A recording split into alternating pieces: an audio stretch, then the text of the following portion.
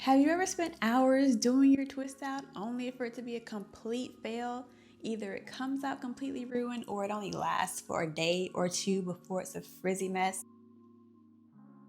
Today, you're going to learn exactly why your twist outs fail and how to fix it so that you can go from a frizzy mess to twist outs that last 5 to 7 or more days. Yes, or more. For the last 10 years, I've been showing women how to do their hair at home with tutorials from silk presses to twist outs to flexi rod sets. And now I help women identify areas in the routine on how they can get the results that they desire to care for their natural hair at home on their own time. So let's get into the 5 areas that are contributing to your twist outs being an ultimate fail. The first thing that you need to know before we get into the 5 reasons why your twist outs are failing is it's not your hair type. Your hair type is not the issue on why your hairstyles are failing. Any hair type, whether you're 4A, whether you're 4C, can have an amazing twist out results. And once you get your technique down and you fix these areas that we're about to target in this video, you can have an amazing twist out and your curls can last for a week or more and stay moisturized. So let's get into these 5 areas that you can start targeting on your next twist out day. So the first mistake is you're starting on dry hair. In order to get the most life and longevity out of your twist out, you want to start on wet hair, hair that has been freshly washed, freshly conditioned, and you have your spray bottle handy. Take a look at this clip from a twist out that I did many years ago. Do you see how puffy my roots are? And this is on day 1 hair. My roots are puffy, there's frizzy, the definition is barely there, and it's because I was starting on hair that was way too dry. Today, my twist outs look so much better than this. And I know that twist out did not last more than a day before I decided to redo it, just from looking at that old clip. So to fix this, you want to start by having your hair super saturated. You want the products to be able to slide in your hair before you even have to twist anything. Twisting on wet hair is going to give you the best outcome to get the most definition and the most longevity. And if your goal is length retention and your goal is to have a hairstyle that lasts, that you don't have to refresh throughout the week, starting on wet hair, clean hair, remember, clean hair. Also, clean and wet hair is going to be the best combination for you. If your roots are already puffy, if your ends are already puffy while you're twisting your hair, how do you think it's going to look when you take it down? It's going to be frizzy. The second thing is you're using the wrong product for your twist out. The product that you want to use, it's going to depend on what your goal is for your twist out. If you want a little bit of definition versus do you want the most definition you could possibly get? Do you need more moisture or is your hair okay with less heavier products? These are all factors that are going to play into the type of product that you use and also which product is going to be best for your hair. But when it comes to gels versus creams or leave-ins, each product is going to behave differently in your hair. Finding the right products for your hair is going to depend on your hair porosity or your hair's ability to absorb water. For example, my daughter has high porosity hair and is on the more cottony spectrum of the hair texture scale. My hair is medium porosity. The products that I use on her hair are completely different.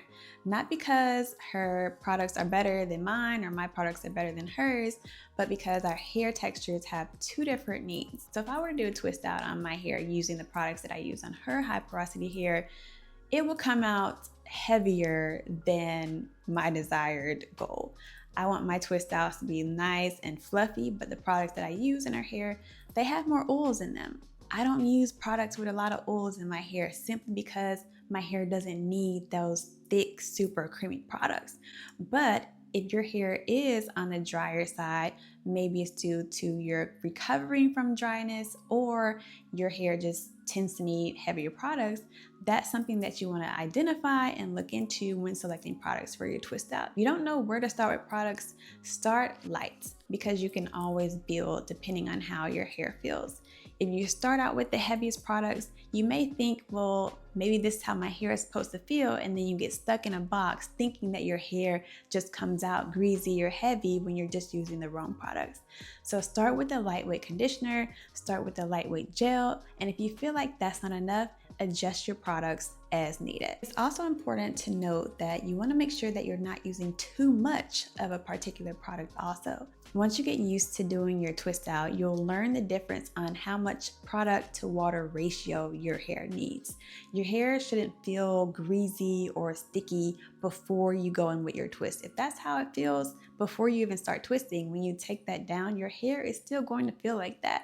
And you don't want your hair to be greasy or sticky because that also can create residue. You know, those little flakes that you get when you have too much product buildup? You don't want to be walking around snowing on everybody with your hair. So make sure that you're not piling too many products on, even if they are lightweight, because you can still get product buildup and you still won't get the outcome that you want. The next thing is you're taking your twist down way too soon.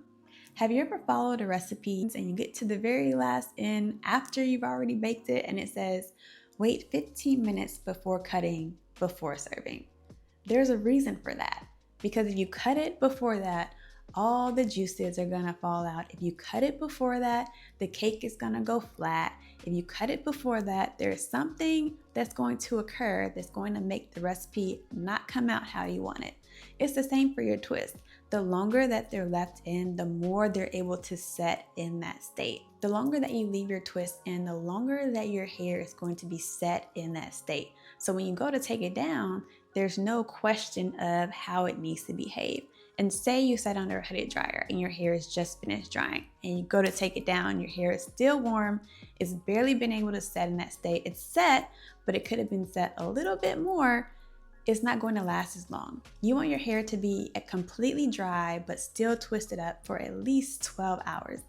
Personally, I like to go 24 hours, but if you can't wait that long, at least 12 hours to give your hair a good chance to set in that state.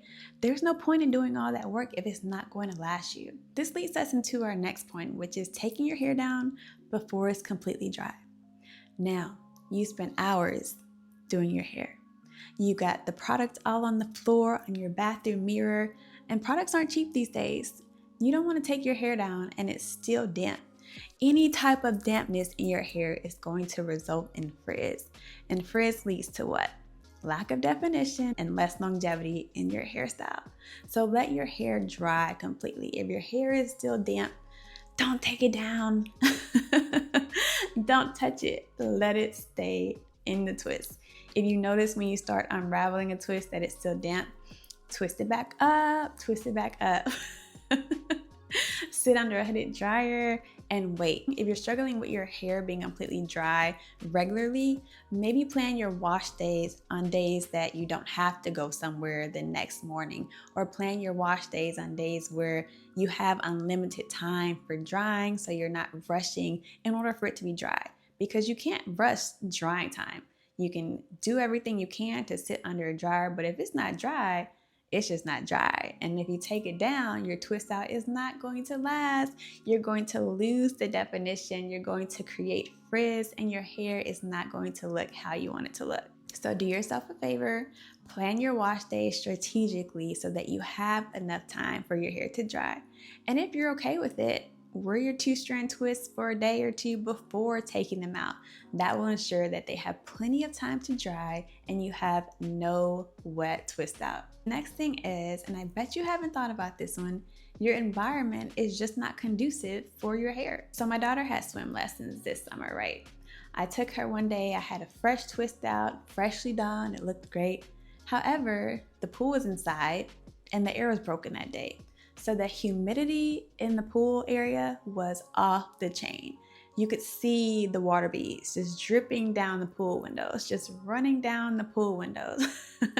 That's how humid it was inside. Needless to say, my hair did not last. My curls were not completely gone, but it was frizz city. So although I did everything right, my technique was perfect, I used the right products, I took my time, my hair was dry, I went into an environment that was not conducive for my hair, even though I did everything right leading up until then. So my twist out that would normally last me 7 to 10 days only lasted me 4.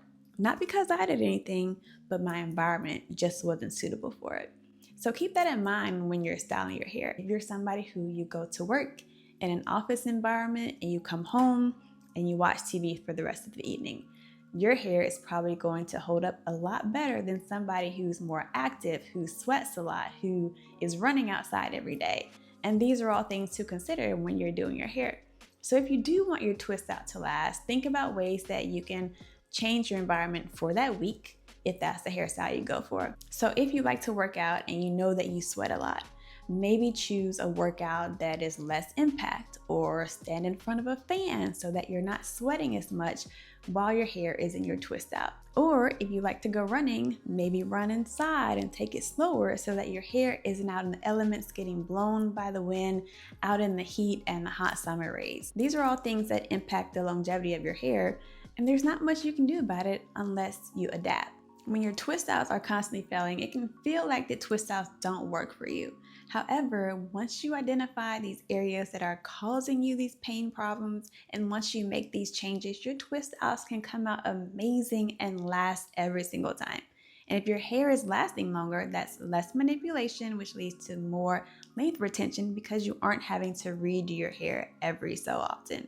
Ever so often, because you aren't having to redo your hair so often. So make these adjustments in your next twist out and see the difference in your hair. And if you enjoyed this video, be sure to check out this one on how we were able to identify Miss Beverly's dry hair issue and how we fixed it.